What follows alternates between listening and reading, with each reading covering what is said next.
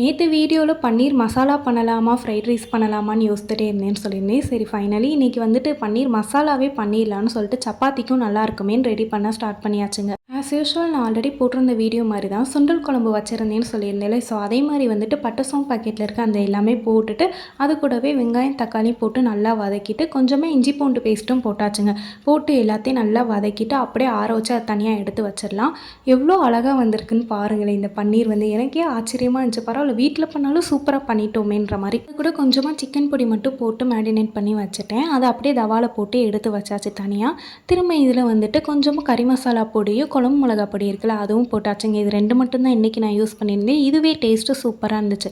அரைச்சி வச்ச மசாலாவையும் இதோட சேர்த்து நல்லா கிளறிட்டு 2 கொதி கொதிச்சு வரும்போது இந்த பன்னீரை போட்டுட்டு அவ்வளோதாங்க முடிஞ்சுச்சு. அப்படியே அந்த சப்பாத்தியை அக்காவுக்கும் தம்பிக்கும் பார்சல் பண்ணி எனக்கும் டிஃபனில் எடுத்து வச்சுட்டு கொண்டு போயாச்சுங்க. கொண்டு போய் ஒவ்வொருத்தட்டையும் கொடுத்துட்டு கிளம்பி போயாச்சு. வீடியோ பிடிச்சிருந்தா மறக்காமல் லைக் பண்ணிட்டு சப்ஸ்கிரைப் பண்ணிக்கோங்க. பாய்.